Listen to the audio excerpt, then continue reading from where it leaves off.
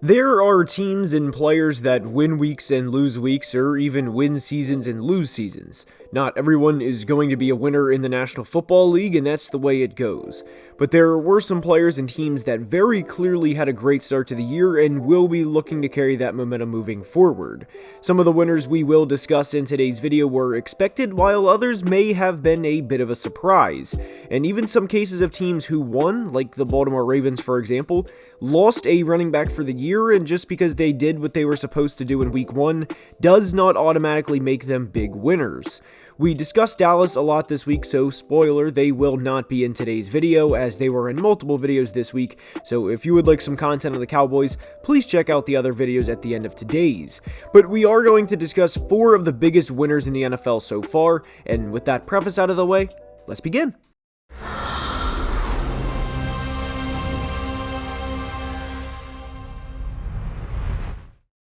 And we are starting today's video with the Jacksonville Jaguars. The Jags beat the division rival Colts in week 1 with a score of 31-21 and started the year 1-0. Within this game, Trevor Lawrence threw for 240 yards and 2 touchdowns and had a passer rating of over 103. And within the Jags offense, Calvin Ridley had his first of what we hope to be many 100-yard games, including a touchdown too. And there was a lot of pressure on Ridley entering week 1 because of the suspension he had for the entirety of the 2022 season, and people were naturally eager to see how he would do in his first game with the Jags. And the Jags aren't big winners from week 1 just because they beat a team they should have. I mean, the Colts finished the 2022 season with a top 5 draft pick and started a project quarterback in week 1 in Anthony Richardson, and the Jags were favored on the road, so again, they should have won this game. But they were big winners because they are now up a full game in the AFC South after a week, and they had several other AFC teams lose, which will only help them down the stretch of the 2023 season, including the Bills, Bengals, and Chiefs. And the other premier teams tripping up is big because their division races are probably going to be a lot more intense in late November and December, and even early January now that there's a 18th week, than what the AFC South is going to be, especially with how Ryan Tannehill played in his season debut, as he had a passer rating of 28.8 and threw 3 interceptions in a loss to the Saints.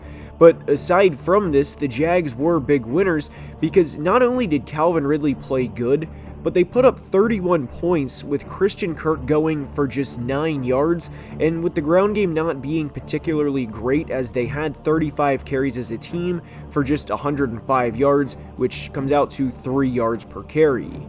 Granted, Travis Etienne averaged nearly 4.3 yards per carry, and Tank Bigsby going for 13 yards on just 7 carries significantly brings that down, but I think this goes back to the point of the Jags being big winners. If you can put up 31 points on the road in a game where a 1,000-yard receiver from a year ago has just 1 catch, and a rookie running back accidentally gives the other team a touchdown in a mistake he will never make again, leads me to believe the Jags came away from week 1 as big winners. Oh, and of course, Josh Allen had 3 sacks, and Trayvon Walker had a sack, and they each had 4 pressures. And I said this a few times throughout the offseason, but for the Jags to truly take the next step this year and to beat one of those aforementioned premier teams in the postseason, they need someone other than Josh Allen to be able to get after the quarterback. And they need Trayvon Walker to step up in 2023, and Trayvon is off to a good start. Now, having Jonathan Taylor out helped them from a defensive perspective, but the Colts will try and run the football every week, especially with AR at quarterback. And for the Jags to hold them to just 2.5 yards per carry was a great showing for them in week 1. They have a big game in week 2 against the Chiefs, but after that they play the Texans and Falcons, and if they can somehow, someway beat Kansas City, they could be off to a 4-0 start before playing Buffalo in week 5. A terrific first week from Jacksonville. And speaking of the Kansas City Chiefs, the next team we're going to discuss is the team that beat them in week 1, and it's the Detroit Lions. The Lions hype train at times has reached unprecedented levels relative to what the Lions have accomplished, and I get it. If you're a Lions fan, this is the best time in your fandom if you are under the age of 30 and have no memories of Barry Sanders.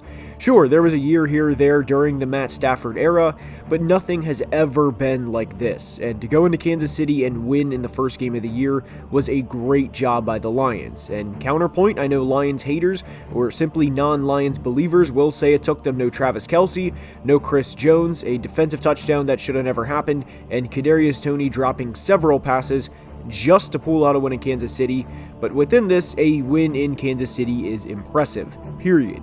And the offense looked good in spurts, and it wasn't close to what they can do either, or anywhere close to truly maximizing what they can do. I really think Amon-Ra St. Brown is one of the more underrated receivers in all of football, and in this game, he had 6 catches for 71 yards and a touchdown. And why I think the Lions are going to only get better as the season goes on is the continued usage of rookie Jahmyr Gibbs, and of course, when they get 2022 first-round pick Jameson Williams back from suspension. And if you've been following the channel for a while, then you know I am very high on Lions offensive coordinator Ben Johnson, and Ben was certainly in his bag at times throughout this game.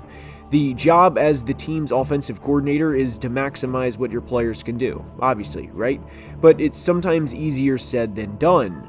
But there were a few play-action plays in particular where the fake sucked down the linebackers and it left a receiver open right across the middle. And whether the quarterback is Jared Goff or the guy that was playing against Jared Goff in this game, quarterbacks appreciate it an unbelievable amount when their jobs are made easier. And the Lions' offensive line obviously does a good job too, and a big credit goes to them. But one player I was pretty impressed with was second-year pass rusher Aiden Hutchinson. Hutch had 9.5 sacks in his rookie year and kicked off 2023 with 7 pressures against the Chiefs. The sacks will come with time this year for Hutch, and I think he is well on his way to being a double-digit sack player, and that's at minimum, by the way, as I really think he could have a 13 or 14 sack year this year. And like we mentioned with Gibbs earlier, who had just 9 touches in his NFL debut, I know people who drafted him high in fantasy were frustrated with his production in week 1, and I get it, but they didn't draft him 12th overall to give him 9 touches a game. They'll come with time, and Gibbs will probably end up having a 1,000-yard total rookie season, and I do think this will be with room to spare too. A road win in KC is huge for anybody, and especially the Lions, who are bought all the way in with Dan Campbell and Brad Holmes.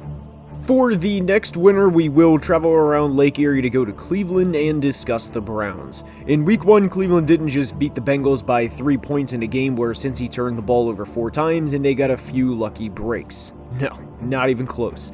The Browns absolutely demolished Cincinnati in a 24-3 final, and in a game Browns fans had been wanting to see for a long time. And they're in today's video not just because they beat the Bengals, but because of how they beat them.